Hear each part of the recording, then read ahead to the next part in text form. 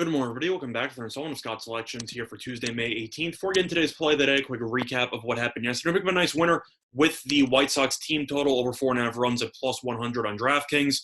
Line closed at around minus 125, and it was a very easy winner.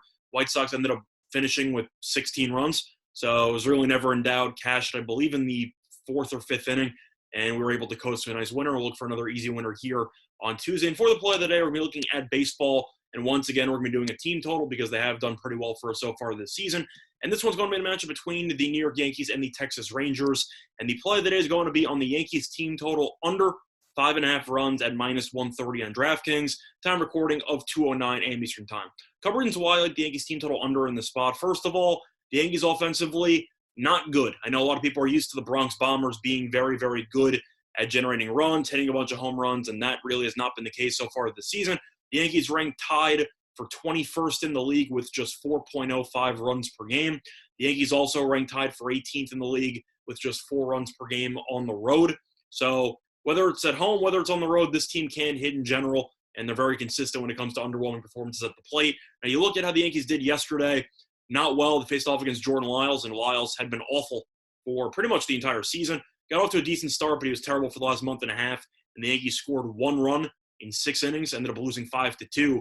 But if you want to look at the Yankees and their last couple of games, it has not been pretty offensively. They had a decent showing against Baltimore as they scored at least 5 runs in all 3 of those games, ended up scoring at least 6 in 2 of those games. But the Yankees have scored less than 6 runs in 9 of their last 11 games. It just doesn't happen that often where the Yankees actually break out. It's mostly because of the fact this team really doesn't know how to generate runs when it's not hitting home runs. It's so overly reliant on the power that the team has that they don't do the simple things like moving runners over or simply getting on base. It's just something that they haven't done all year long, and that's why the offense has struggled to generate runs, as I mentioned before. Now, you look at who Texas has on the mound. They do have Fulton Evans on the mound, who has been pretty mediocre. I'm not going to lie, he hasn't exactly been the greatest so far this season. He has a 1-3 record with a 4.60 ERA.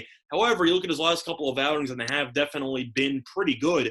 He has allowed less than 4 runs in 4 of his last 5 starts, gone at least 5 innings in those games. Now, I'll go through each of the actual starts just to actually let you know who he faced. Faced off against Houston, 5 innings, 3 runs. Not bad because Houston's offense is still pretty good. Faced off against Seattle, 6 2/3, 4 runs. Faced off against Boston, 6 innings, 1 run, and faced off against the Angels, 5 1/3 with 1 earned run. So you're looking at some of those teams that he faced off against. Seattle performance was not great, but Houston does pretty well offensively. Houston is ranking 2nd in the league in runs per game. Boston ranks 3rd, and the Angels rank 12th.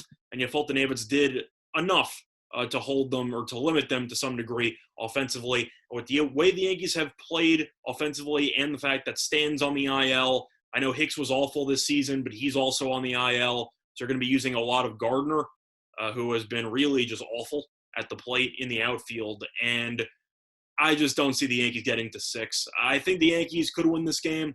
Don't get me wrong, they could probably end up scoring 4 or 5. But Texas' bullpen's been surprisingly mediocre.